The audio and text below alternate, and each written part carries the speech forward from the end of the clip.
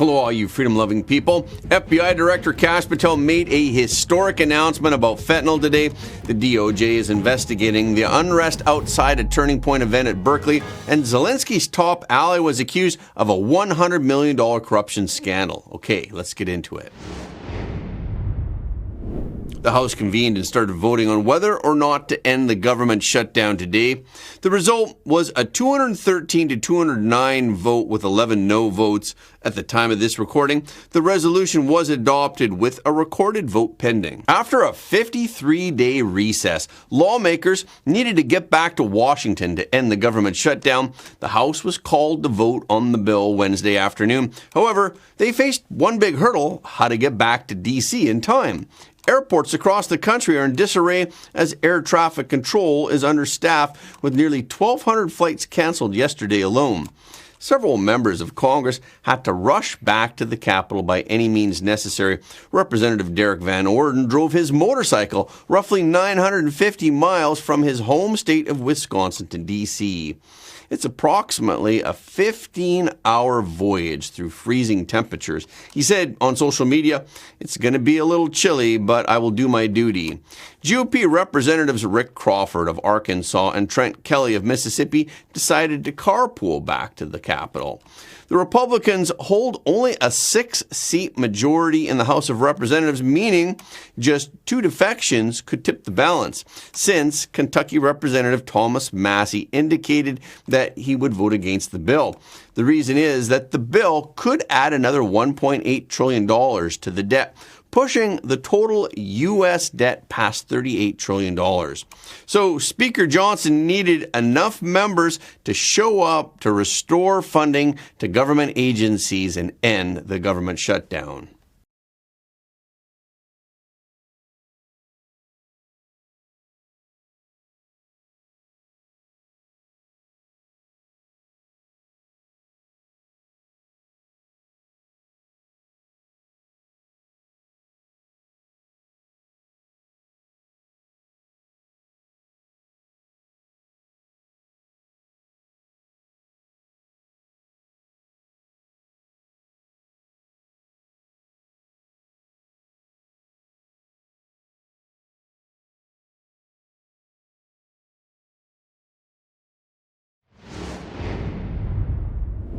Today at the White House briefing, FBI Director Patel said that during his recent trip to China, Chinese officials agreed to curb fentanyl precursor exports to the United States. That was the sole purpose of my trip to China, to eliminate these precursors. And if successful, we would suffocate the drug trafficking organization's ability to manufacture fentanyl in places like Mexico. Patel made a secret one-day trip to China last week, marking the first visit by an FBI director to China in a decade. This came after President Trump's meeting with Chinese Communist Party leader Xi Jinping, where both sides agreed to a trade truce and China pledged to curb fentanyl trafficking to the U.S. Patel's meeting took place at China's Ministry of Public Security headquarters, where he met with his counterparts. This was the first time an FBI director has been to China in over a decade and received the audience with his counterpart to address this matter directly. And again, thanks to President Trump's direct engagement with President Xi, the government of China committed fully to my engagement there on the ground in Beijing at a level never seen before. Patel also called his counterpart in China earlier this year, which led China to ban the export of 4 fentanyl precursors beginning on September 1st. And now, as a result of his recent trip to China, China agreed to restrict the export of 13 fentanyl precursor chemicals to the United States, Mexico, and Canada, and control 7 chemical subsidiaries that are also used in fentanyl production. Effective immediately, essentially, President Trump has shut off the pipeline that creates fentanyl that kills tens of thousands of Americans. These substances are now banned, and they will no longer be utilized by the Mexican drug trafficking organizations or any other DTOs around the world to make this drug. This historic achievement has saved tens of thousands of lives. Meanwhile, the Department of Justice is investigating Monday's unrest outside a Turning Point USA event at UC Berkeley. During an interview with Fox News, Assistant Attorney General Harmeet Dillon, who heads the Civil Rights Division of the DOJ, confirmed that federal criminal charges are being looked at. This feels to me like deja vu all over again. I think it was like 8 years ago that I came on your show and talked about suing UC Berkeley for exactly this type of violent chaos that happened on the campus. And at that time, Berkeley was preventing conservative groups from having conservative speakers and then exposing them, if anyone ever came, to this type of violence. I sued them. I won a settlement, and Berkeley agreed to protect the guests of conservative speakers. And yet here we are. They seem, as Savannah mentioned, to be completely unprepared. The Berkeley local police as well seem to be unprepared, undermanned. They treat it as if it's a both sides problem. It is not a both sides problem. When a violent mob like Antifa comes and attacks like this, it's what we call a heckler's veto in First Amendment jurisprudence. And given the fact that there has now been a terrorist designation here, the Joint Terrorism Task Force is going to be looking into this together with the DOJ, my Civil Rights Division, and the FBI, and understand what happened here. How did it come to be the case that when Berkeley has noticed that this type of violence occurs on the campus when conservative speakers come to speak, and by Rob Schneider had been scheduled to speak, it was a sold-out crowd of 2,000 people, and less than 1,000 people were there in the stadium because people were intimidated by this violence. So this is not a consequence-free situation. Berkeley has announced, oh, we're so happy that 1,000 people came to hear this. That is not the whole story. The story is that when Sonia Sotomayor comes to speak, when the Dalai Lama comes to speak, the Berkeley campus somehow is able to protect the speaker and all of the people who attend. And when it's a conservative speaker, it isn't. So we have some serious questions and concerns about this, and there'll be a full federal investigation. We've already sent 2 letters to Berkeley and to the police to preserve their documents so we understand how we came to this horrific situation to make sure it never happens again. Dillon also explained the main aspects of the investigation. What particular statutes are potentially triggered here? The terrorist designation for Antifa, but is it this? So this would be a civil rights. Could be a civil rights conspiracy action? Conspiracy to violate civil rights? Absolutely. It could be 18, 241, 242. We also have hate crime statutes that apply. I believe that some of the epithets that were hurled at some of the members of the crowd made reference to their race and to other protected characteristics under the law, the comments about Charlie and so forth. So we will be obviously looking at, a deep dive into all the potential criminal and civil aspects of this. But, the obvious version here is, oh my gosh, it's Antifa attacking people. But I also have concerns about UC Berkeley's history of not protecting conservative speakers on the campus. And I also have concerns, as the top civil rights lawyer in the United States, about whether the Berkeley police are doing their job under the law to protect citizens equally. That's an equal protection concern, Laura. It's the type of thing that we do bring in the Civil Rights Division, and we are going to be looking at that very seriously here in this case. The Turning Point USA event, which was the last stop on This Is the Turning Point tour, featured actor Rob Schneider and author Frank Turek. But it was disrupted by left-wing agitators who swarmed Zellerbach Hall. Attendees had to push through a crowd of hostile agitators to get in and out of the event, as police struggled to contain the shouting and violent group. During that unrest, 8 people were arrested. In response, UC Berkeley said that they condemned all violence and they will cooperate with federal investigators and the FBI's Joint Terrorism Task Force, and they have launched their own internal probe. In the meanwhile, the Department of Homeland Security is confronting the rising violence against immigration enforcement operations in Chicago.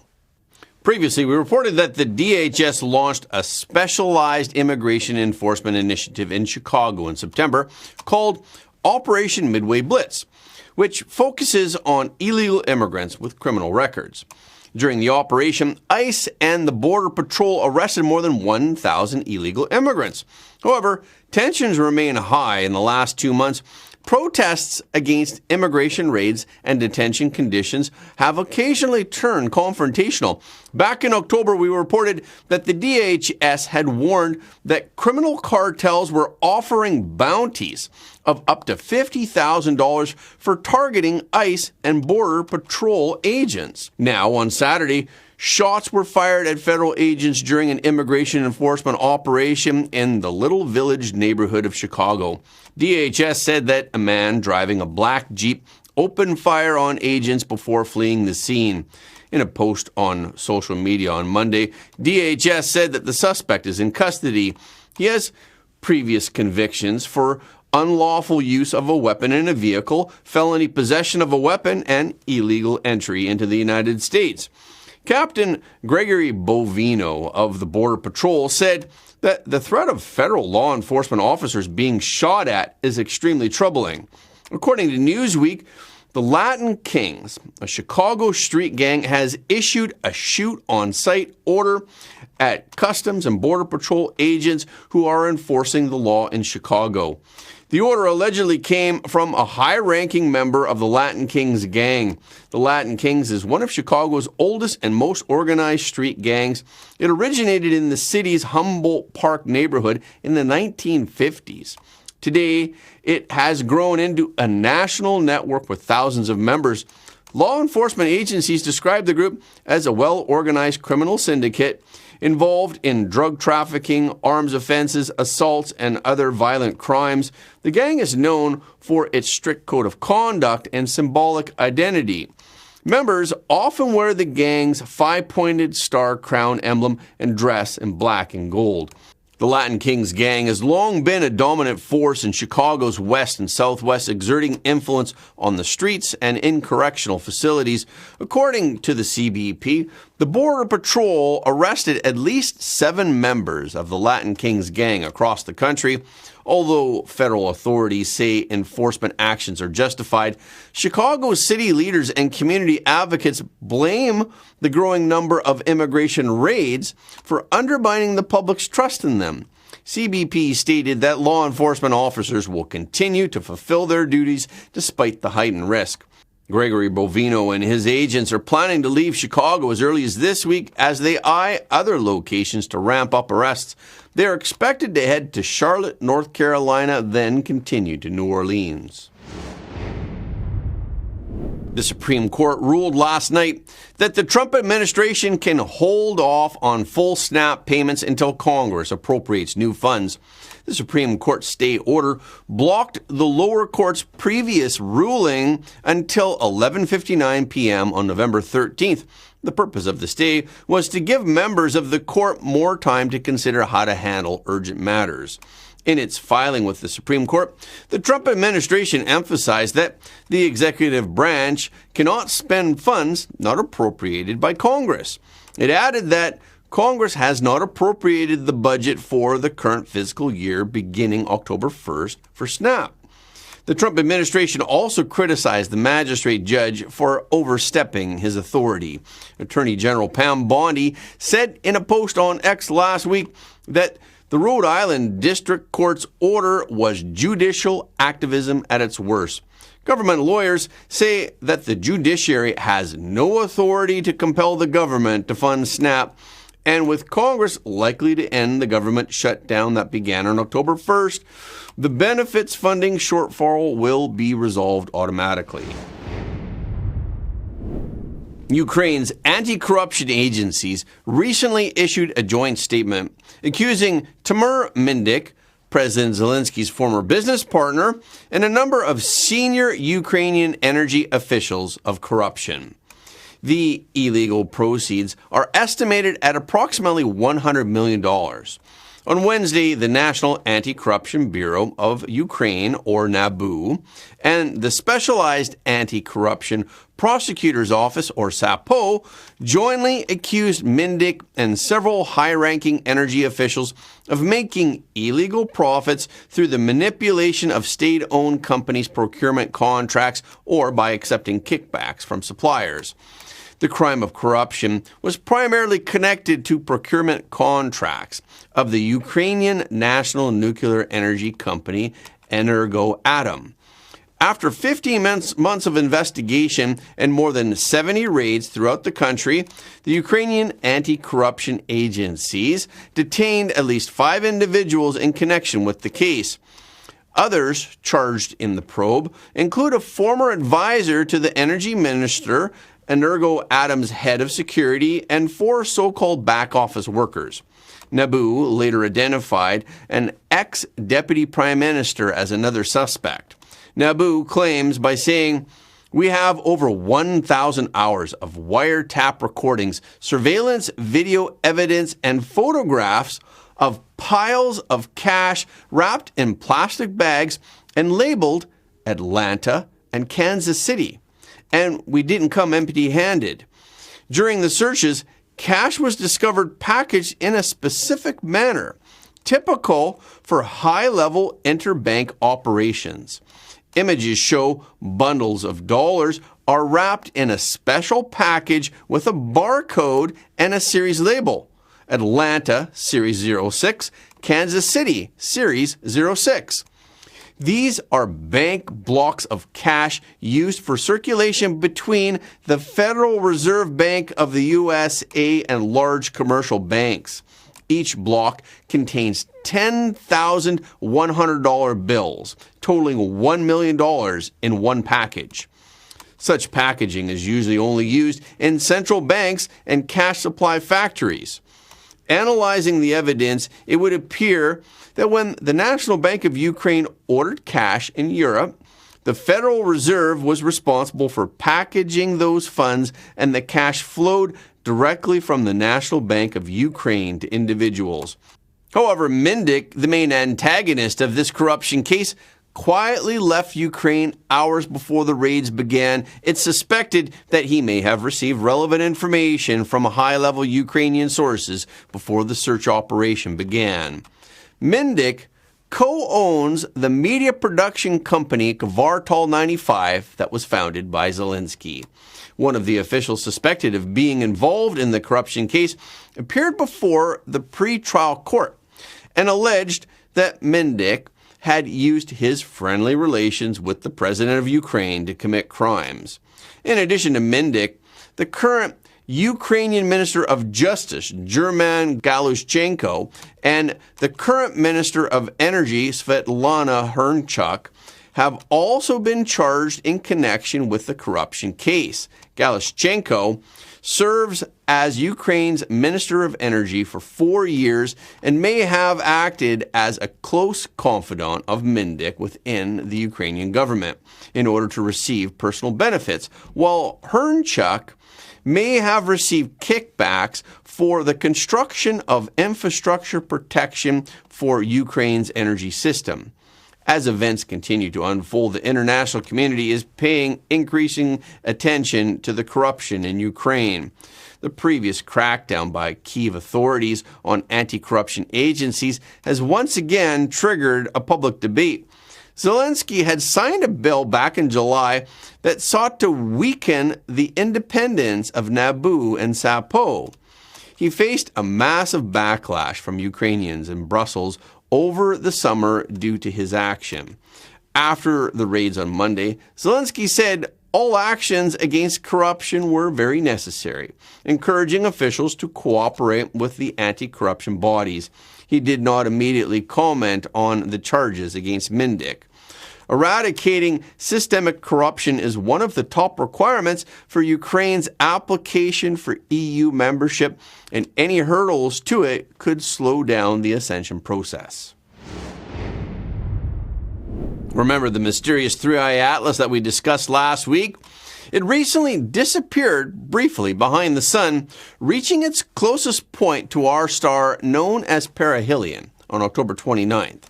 As it reemerges, astronomers are eagerly watching it to learn more about its makeup, to speculate that the object might have fragmented into over a dozen pieces.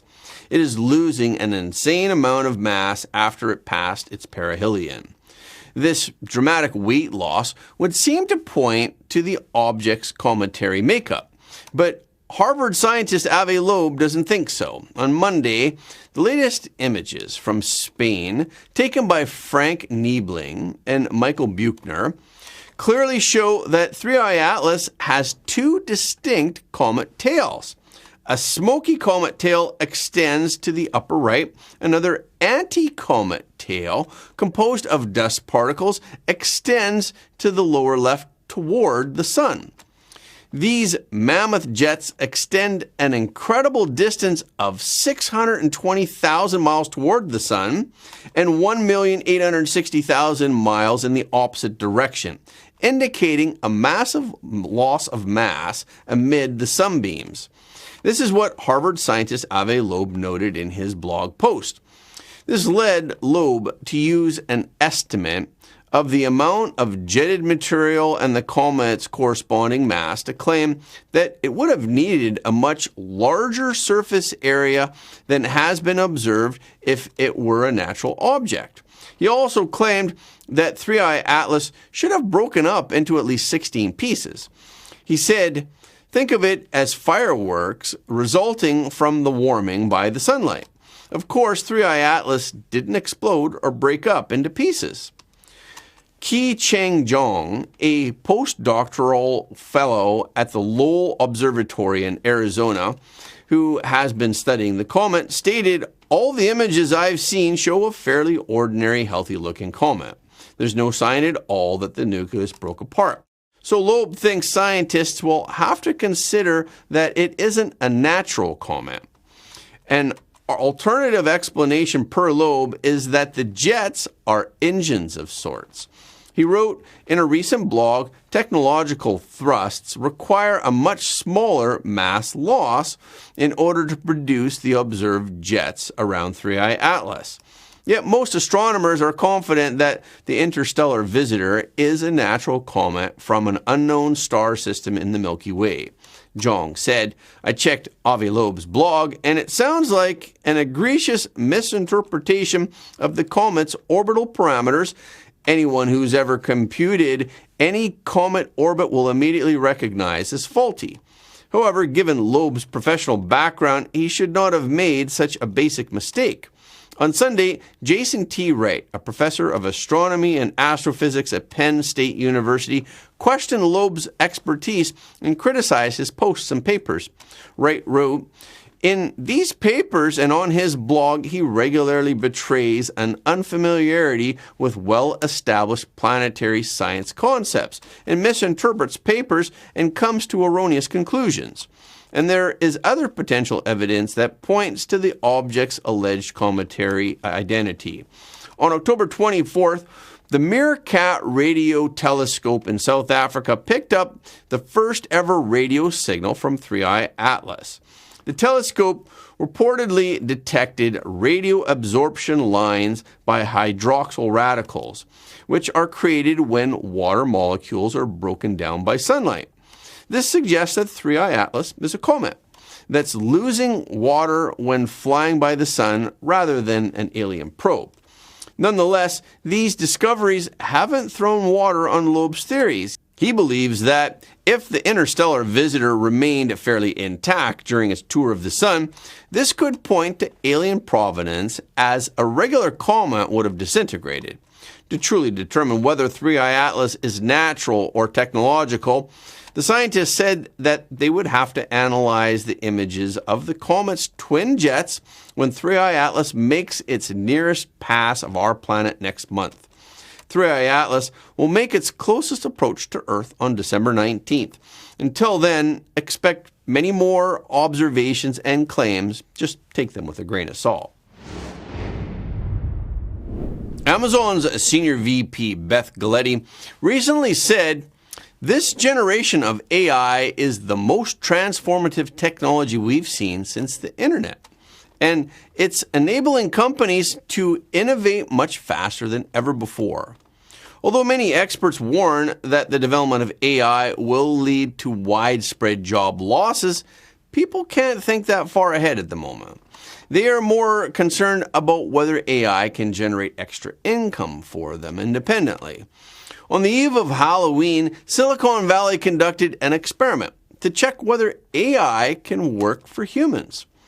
Scale AI let a number of state-of-the-art AI models such as GPT-5, Claude, and Gemini, etc., independently log into freelancing platforms to take real orders.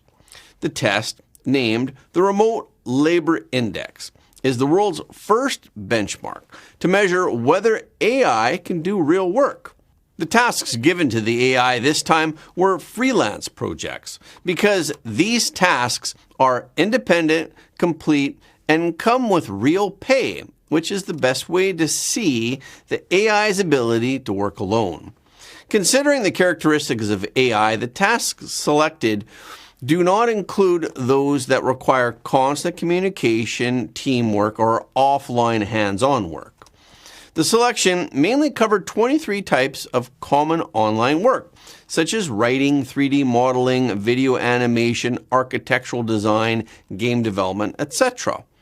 All test projects came from real orders on Upwork, the world's largest freelancing platform.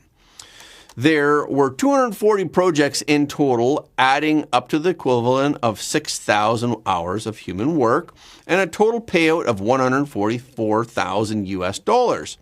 Each task was equipped with a full statement of requirements, relevant materials, and sample human deliverables.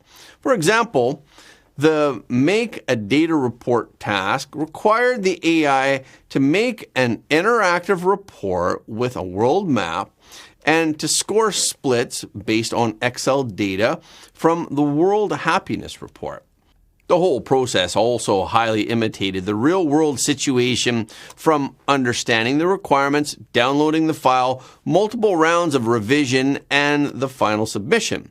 And any part of the process that did not meet the requirements was considered a mission failure. So what was the end result? I'm sure you can guess. We'll give you the answer tomorrow. That's a wrap for this episode.